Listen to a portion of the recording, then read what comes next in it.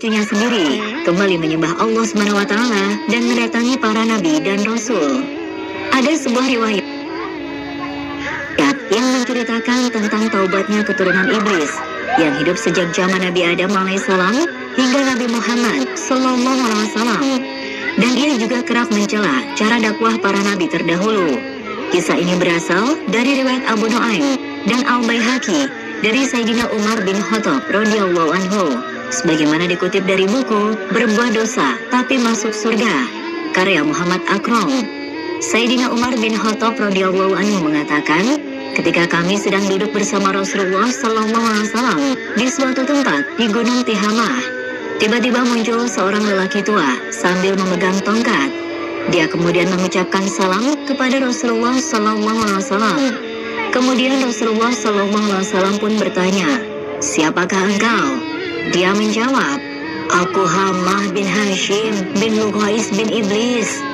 Setelah mendengarkan namanya, kemudian Rasulullah sallallahu alaihi wasallam bertanya lagi, "Engkau dan iblis berjarak hanya 2 keturunan. Berapa lama waktu yang engkau lalui antara 2 jarak itu?" Hamah menjawab, "Ya Rasulullah, usia dunia ini hampir punah, kecuali tinggal sedikit lagi saja. Pada malam ketika Qabil membunuh Habil, aku masih anak-anak. Meskipun demikian, aku sudah diperbolehkan merusak makanan dan memutuskan hubungan perkawinan." Kemudian Rasulullah SAW bersabda, "Alangkah buruknya perbuatan orang tua yang dikutuk dan anak muda yang diajarinya." Kemudian Hamah pun berkata, "Ya Rasulullah, janganlah engkau sebutkan hal itu lagi, karena sesungguhnya aku sudah bertaubat kepada Allah SWT." Hamah melanjutkan, "Ya Rasulullah, aku pernah bersama Nabi Nuh alaihissalam di masjidnya dan bersama beberapa orang yang beriman dari kaumnya. Dan aku juga mencela cara beliau menyampaikan dakwah kepada kaumnya, sehingga dia pun menangis, dan aku juga turut menangis. Aku juga termasuk orang yang menyesal atas perbuatan itu, dan aku berlindung kepada Allah SWT agar tidak termasuk orang-orang yang jahil. Ya Rasulullah, aku juga mengatakan kepada Nabi Nuh alaihissalam, 'Wahai Nuh, aku termasuk orang yang bersahabat dengan pembunuhan yang dilakukan Qabil, yang menumpahkan darah orang yang berbahagia dan mati syahid dari anak Adam. Apakah menurutmu taubatku masih dapat diterima?' Kemudian Nabi Nuh alaihissalam menjawab, 'Wahai Hamah, berhasratlah terhadap kebaikan dan lakukanlah kebaikan sebelum muncul penyesalan dan kerugian. Sesungguhnya aku telah membaca apa yang diturunkan Allah SWT kepadaku, dan tidak ada seorang hamba pun yang bertaubat kepada Allah SWT, melainkan Allah SWT akan menerima taubatnya. Oleh karena itu, ambil air wudhu dan bersujudlah 2 kali.' Hamah pun langsung melaksanakan apa yang telah diperintahkan kepadanya. Ketika ia bersujud, Nabi Nuh alaihissalam menyeru kepadanya, 'Angkatlah kepalamu, karena sesungguhnya taubat bagimu sudah turun dari langit.' Namun Hamah tetap senantiasa dalam keadaan sujud kepada Allah SWT. Hamah juga menceritakan bahwa ia pernah bersama Nabi Hud alaihissalam dan bersama mereka yang beriman kepadanya. Ia juga mengatakan sering bertemu Nabi Yakub alaihissalam dan Nabi Yusuf alaihissalam di tempat orang-orang awam yang buta huruf. Selain itu ia bertemu Nabi Ilyas alaihissalam di lembah. Ia juga bertemu Nabi Musa alaihissalam dan Nabi Musa alaihissalam mengajarkan Taurat kepadanya. Ketika bertemu Nabi Musa alaihissalam, Nabi Musa berpesan kepada Hamah, 'Jika engkau sempat bertemu Nabi Isa alaihissalam, putra Maryam, sampaikan salamku kepadanya.' Kemudian ketika ia bertemu Nabi Isa alaihissalam, ia pun menyampaikan salam Nabi Musa alaihissalam.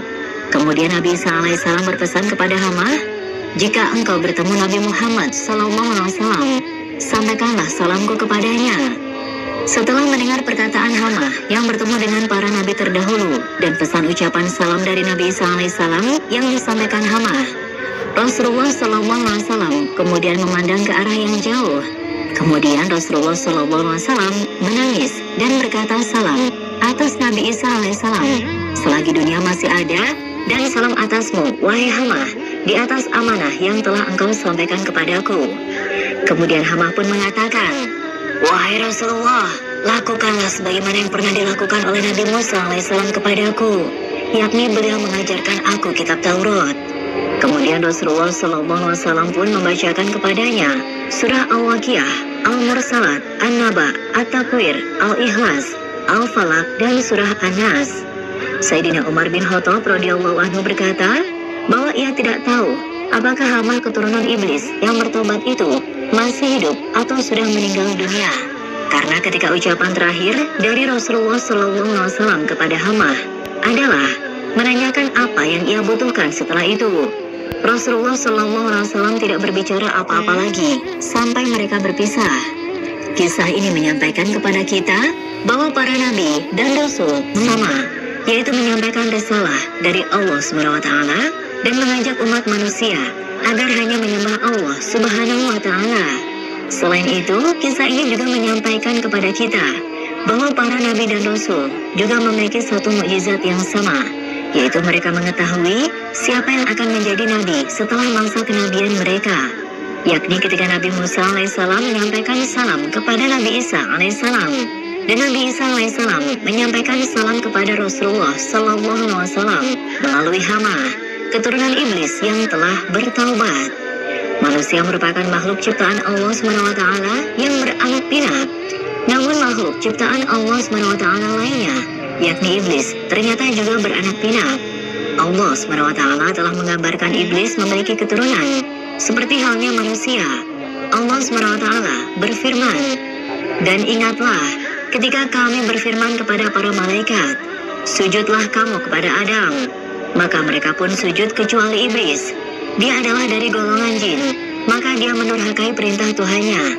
Pantaskah kamu menjadikan dia dan keturunannya sebagai pemimpin selain aku, padahal mereka adalah musuhmu?" Quran Surah Al-Kahfi 50. Iblis sama halnya dengan manusia. Mereka juga membutuhkan asupan makanan dan minuman, sedangkan malaikat tidak berkembang biak, tidak makan dan minum. Hal ini membuktikan bahwa iblis merupakan golongan jin, bukan golongan malaikat. Walaupun dahulu sebelum dilaknat oleh Allah SWT dan masih menyandang gelar sebagai imam para malaikat yang bernama Azazil, namun pada dasarnya, iblis adalah golongan dari bangsa jin yang diciptakan dari api, sedangkan para malaikat diciptakan dari cahaya. Hal ini sesuai dengan sabda Rasulullah SAW dari Sayyidatuna Aisyah radhiyallahu anha. Ia berkata, Rasulullah SAW bersabda, "Malaikat diciptakan dari cahaya, jin diciptakan dari nyala api, dan Adam diciptakan dari apa yang telah diterangkan kepada kalian." Hadis riwayat Muslim. Di dalam kitab Sabah Al-Kutub Al-Mufidah disusun oleh Al-Sayyid Alamah Alwi bin Ahmad bin Abdurrahman Al-Saqaf Al-Maki, dikatakan bahwa bangsa jin makan, minum, menikah, dan melahirkan. Perbandingan ketika beranak 9:1. Abdullah bin Umar berkata, sesungguhnya Allah membagi manusia dan jin itu ke dalam 10 bagian.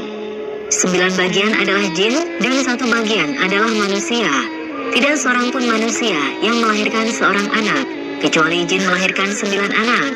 Hadis riwayat Ibnu Abdul Bar, Ibnu Jarir, Al-Hakim, dan Ibnu Abi Hatim. Jika melihat perbandingannya, tentu jumlah jin lebih banyak daripada manusia. Dan dalam penjelasan lain, juga dijelaskan bahwa iblis atau jin berkembang biak dengan cara berbeda. Walaupun keduanya termasuk dalam golongan bangsa jin yang diciptakan dari api, iblis menghasilkan keturunannya dengan cara bertelur. Hal ini sesuai dengan perkataan Ibnu Abbas radhiyallahu anhu. Ketika iblis diturunkan ke bumi, dia menikah dengan dirinya sendiri dan membuahkan telur yang terpisah. Di setiap sudut bumi diberikan 1 telur. Jadi semua setan yang ada di bumi ini adalah dari telur-telur tersebut. Penjelasan terperinci mengenai cara iblis bertelur terdapat dalam kitab Al-Jami' li Ahkam, tafsir Imam Al-Qurtubi, yang mengatakan, sesungguhnya iblis memasukkan farjinya ke farji dirinya sendiri, kemudian mengeluarkan 5 telur. Ini adalah asal mula keturunan iblis. Dikatakan bahwa sesungguhnya Allah SWT menciptakan zakar pada paha kanannya iblis dan farji pada paha kirinya alaihissalam, dan belajar tentang Al-Quran langsung dari Nabi Muhammad SAW. Pada kisah sebelumnya, kita juga sudah mengetahui bagaimana iblis menikah hingga memiliki keturunan dan cara iblis memiliki keturunan.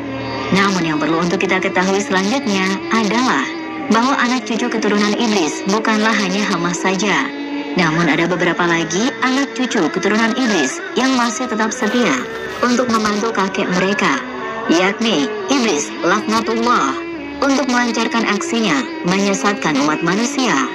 Wallahu a'lam. Dan itulah sobat, sedikit kisah kali ini. Kurang lebihnya saya mohon maaf dan sampai jumpa lagi di cerita berikutnya. Wassalamualaikum warahmatullahi wabarakatuh.